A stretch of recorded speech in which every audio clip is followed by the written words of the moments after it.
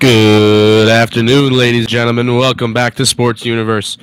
Alongside co-host Brendan Eckstein, I'm Jack Osterloff. Brendan, it's been a long time since we last been on the show. Long break. Finally back and better than ever. How are we doing? I'm excited. Very happy to be here.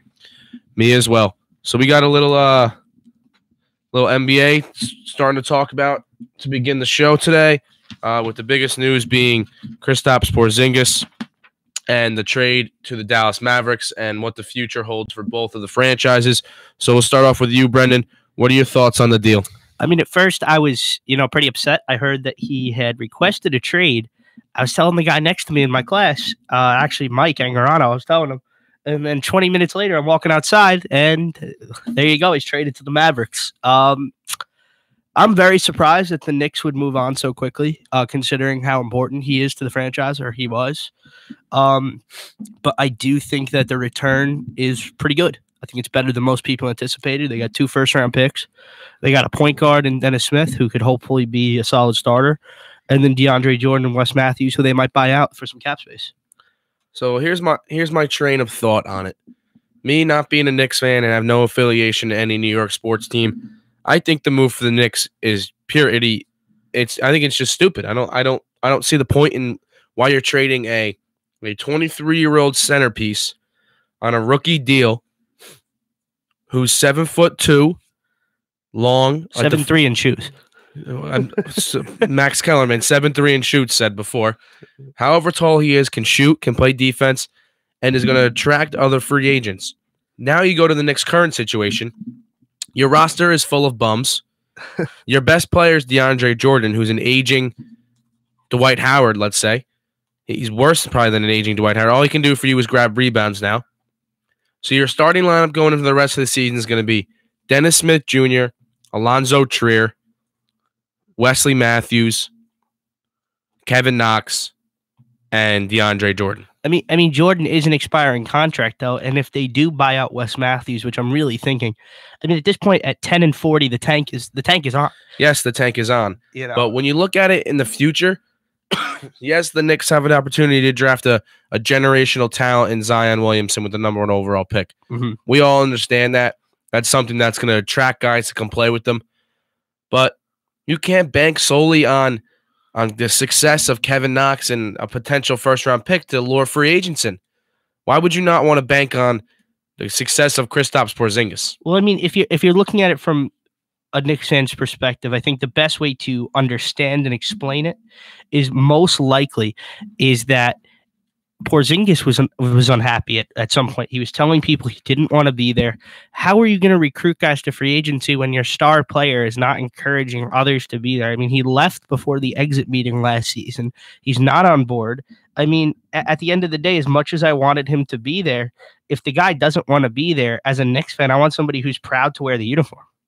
I understand where you're coming from in that, and I completely see both sides of this argument, but don't you think a little bit of that blame has to be put on the Knicks organization for making him so unhappy and wasting the first 3 years of his career by not building around him? Obviously, there's a lot of blame to go around with the Knicks, and that starts going way back even to Phil Jackson, and it could go as far back as the owner, James Dolan, and I understand.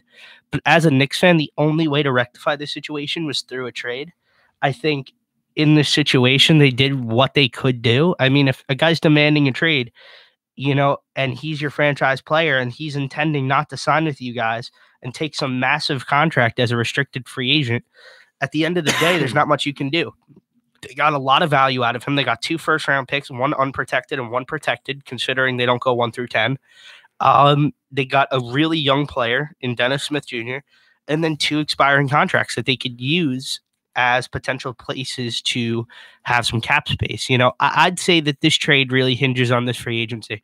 If they don't make a big signing like a Kyrie Irving, I think then the criticism should start pouring in. But the one thing I don't like about it is how the faith and the direction of the New York Knicks franchise is not in their own hands.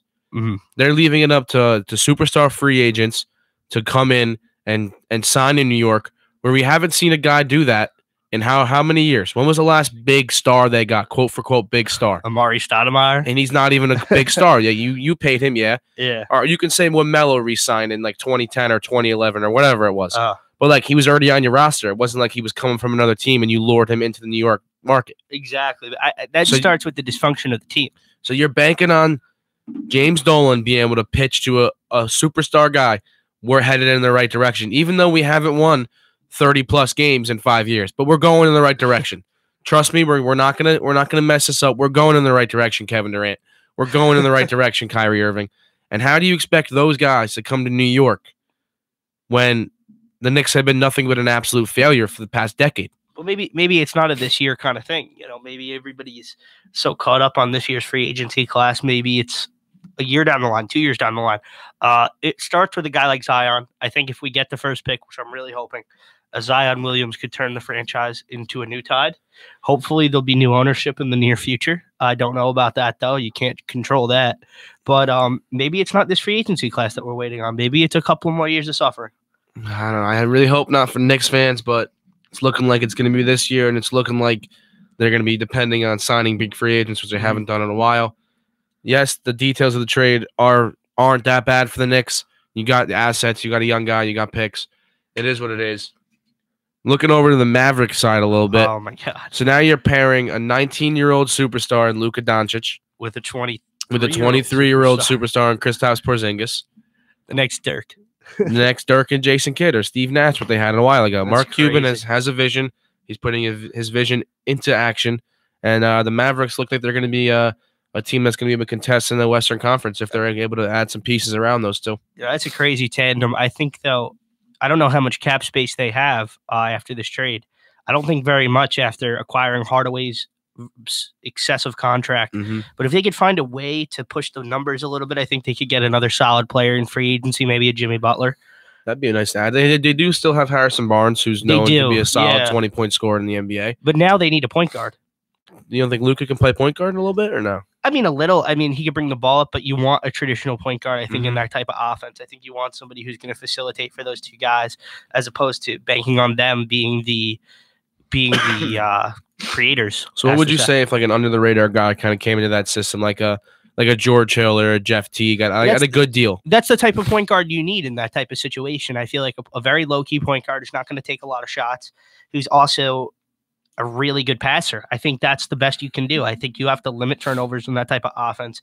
And I think with two players who are going to score as much as those two combined, those are two 20-plus point scorers. You don't want a point guard who's going to be taking over the show. Yeah, I think that you just described a guy somewhat along the lines of Rajon Rondo or like an Elfrid Payton. That's more what I'm thinking for them. Rajon Rondo, I don't think is even a possibility because he's had his stint in Dallas. Yeah, I don't know how that worked out. Didn't really work out too well. With the same coach, I don't know if that's a possibility. Same coach, same owner, same everything. Yeah, it's probably. And Elfrid Payton's only on a 1-year deal in New Orleans. They look like they're going to be tanking sometime soon, so that could be a possible option for Dallas. Mm-hmm. Speaking of New Orleans, big news out of the Big Easy: Anthony Davis requesting a trade earlier this week with intentions to go to the Los Angeles Lakers and play with LeBron James.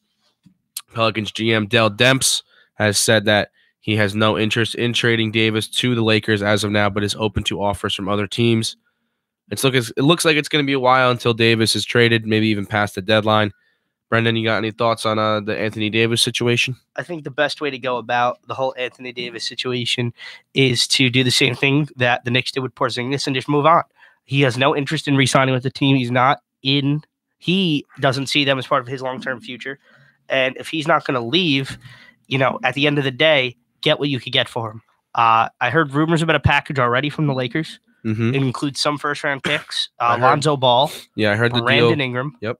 And I think I heard the deal was Zubich? it was a 4-player deal and a 1 pick. Yeah. So they were getting Lonzo Ball, Brandon Ingram, Kyle Kuzma, and Zubac, and a first-rounder.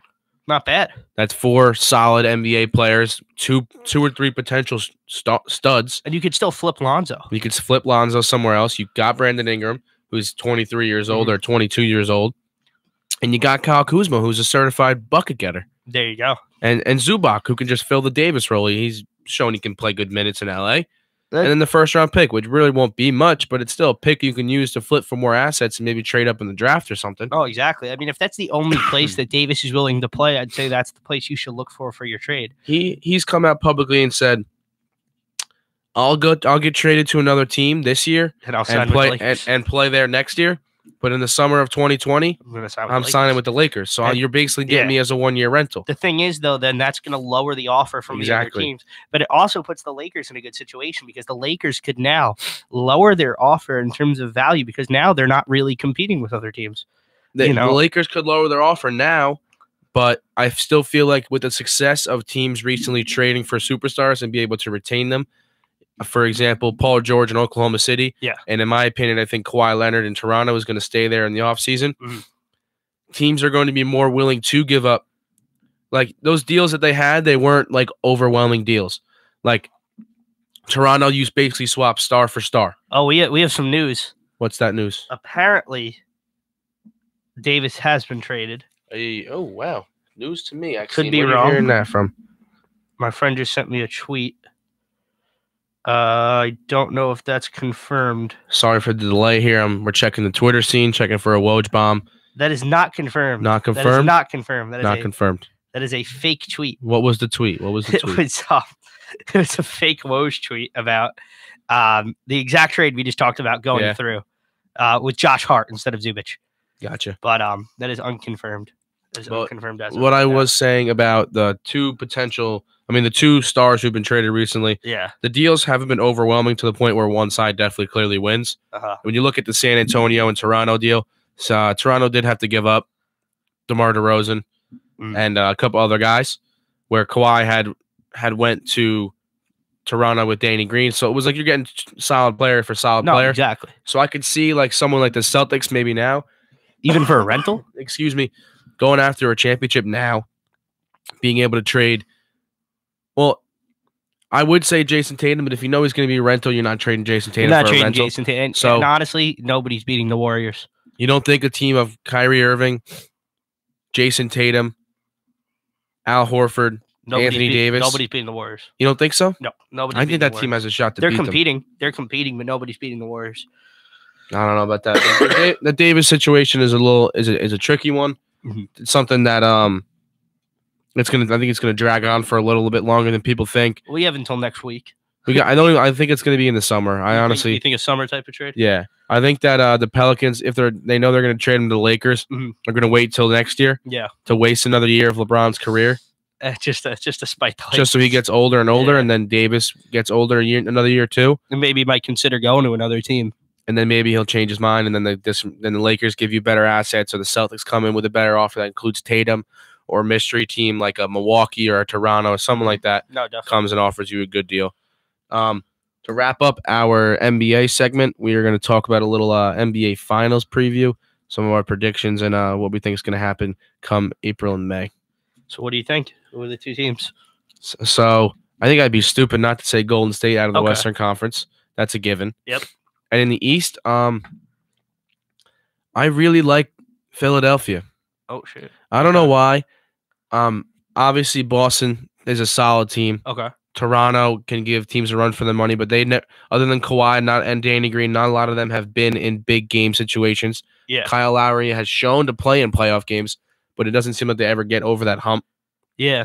And Milwaukee, I don't really know if Milwaukee has enough firepower other than Giannis. No, they don't. To really make that push. I think they could win in the first round. I think they'd be a good quarter team, but I don't see them going any further than the quarter. Did you catch some of the Philly game last night? I didn't. They beat Golden State by 10 in Golden State. Okay. It's a statement game. And Jimmy Butler only scored 8 points. Do they have Markelle Fultz back yet or no? No, they do not. Okay. I mean, I don't know how much of a difference he's going to make, but I feel like that Philadelphia matches up almost perfectly with every team in the Eastern Conference, and I feel like they match up the best with the Golden State in the Western Conference. You can limit DeMarcus Cousins by putting Embiid on him. In my opinion, I think that Ben Simmons should be guarding either Klay Thompson or Kevin Durant, and Jimmy Butler gets whoever the other one doesn't, and then JJ Redick is going to have to guard Curry, which can be somewhat of a mismatch, and then whoever Wilson Chandler, I feel like can do a solid job against Draymond Green. Solid, yeah, but how much is Draymond Green really going to be scoring? Now that's the thing. I mean, He's going to be facilitating. Given the opportunity, he will score. I mean, that's not something he can't do. But on that team, I'll live with Draymond Green shooting threes and trying to beat me with his scoring. No, I agree. Rather than living with Kevin Durant, Klay Thompson, or Stephen Curry. I look at a team like that, and I say no matter who they're playing, I think, they could have an off night, but I think you can go up against a team like that in a 7-game series. I think you have to be exponentially better. And there's no way that I don't think a single team in the NBA is exponentially better in a 7-game series. I think that kind of team could have an off night, but you have to bring your best against their most mediocre to even win, even win by 10 points. I don't like the matchups. I think the Warriors would win every single time in those matchups against the Sixers. I think a team that I could see beating the Sixers and getting to the finals would be the Celtics. I think that's the only other team that has a realistic chance, but I can't say that they do any better than the Sixers in the finals. Probably worse. So say if you were to look at the road in the East. Mm-hmm. So right now, Toronto has the 1 seed. Okay. Milwaukee has the 2. Philly's got a 3. Mm-hmm. And Boston's got the 4. Yeah. So say the first round matchups go as it is. Toronto wins, Boston wins. They're going to play each other in the conference in the quarterfinals. Boston would beat Toronto. You think Boston beats Toronto? I think so. I'm just thinking that I think Philly has, if the standings stay the way they are now, I think Philly has an easier path to the finals than Boston does. Okay. I feel like playing a team like Toronto so early is going to hurt Boston. And even if they do get through that tough series, it's going to take a toll on them. Yeah. Whereas I feel Philadelphia can roll through Milwaukee. No, definitely. I think it's going to be interesting. I just hope we don't see another Golden State Finals. I mean, even though it's going to be, I just want the NBA to get interesting again. So if you were to pick one team in the Western Conference to upset Golden State in the playoffs, who would it be? I don't think there's one. You don't think there's a team that can upset them? I don't think so. Do you? The only team I could think of would be Oklahoma City. Wow. Okay. With Russ and just because every time I feel like I watch a Golden State Oklahoma City game, it's competitive and it's intense, and Russ is. But again, you got to look at that 7-game series mindset. That's what I'm saying. I gave them a chance. I didn't say they were going to. I gave them a chance. Okay. Denver, no. They're a good basketball team. They're good fun. They don't have the firepower. They're not beating them. They don't have the firepower. Portland needs another star. Don't have what it takes to get over that hump. No. And other than that, I don't really see another team. Utah, no. Maybe the Spurs? Nah, the Spurs don't have enough. Spurs almost lost to the Nets last night. The Nets are a good basketball team, but they're not good enough to beat the Warriors. Yeah. All right, that about wraps up our first segment for the day. That's it for NBA talk. Join us in our second segment for a little NFL talk. We're going to preview the Super Bowl and the NFL draft.